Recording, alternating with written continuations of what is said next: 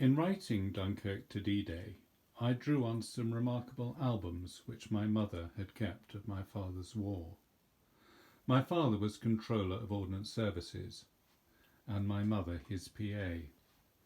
In 1935, my father had been sent to Chilwell near Nottingham to set up an army centre for mechanisation, and in 1938 the press had visited and had come away much impressed by what they'd seen. Many of the vehicles seen in this image crossed the Channel with the British Expeditionary Force. But then came Dunkirk, and most of the Army's equipment was left behind. For Bill, who was halfway through a 6-month probationary period as Director of Warlight Stores, it was an urgent task of re-equipping the returning army, but also supplying theatres of war overseas.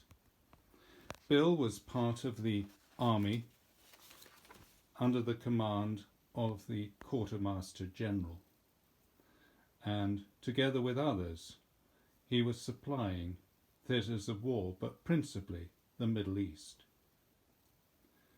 For this, and for the expected invasion of Europe, a network of depots were required, and the chiefs of those depots would meet each quarter to share ideas and problems. Here they're discussing the issue of supplying tanks to Russia. One of the early depots was Bicester, near Oxford, and this depot was built specifically with D-Day in mind, and had within it not only armaments, but vehicles and small arms. Also with D-Day in mind, Bill and Betty visited the United States on 3 occasions. Betty kept some wonderful diaries, and in one referred to a rose being given to her. And imagine my delight on finding that self-same rose in an album. The purpose of the visit was to create relationships with US suppliers, and here is a rather charming picture of Betty at a visit to Chrysler, who was supplying tanks. The visit to the United States generated much press interest, and here are some cuttings, some of many I have to say, of fascination at this British general visiting the United States. It wasn't all about D-Day though. There was an anticipated long and gruelling land war to be fought in the Far East. And here the depot at Feltham played a part, developing techniques for packaging that would preserve equipment from the ravages of the jungle climate. In all the albums there are Christmas cards, and here are those for 1945.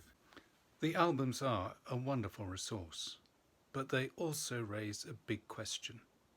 Who were these people? What had equipped them for the task that lay ahead?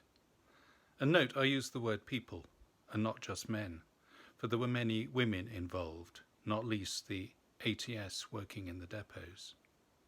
So I researched backgrounds and childhoods. I looked at the world of work before 1914. I followed service records through the Great War. And in the interwar period, I looked at the paths taken either in the army or in the civilian world. The Second World War presented a massive learning curve, and mistakes were made, but by people with the wisdom and determination to learn from them.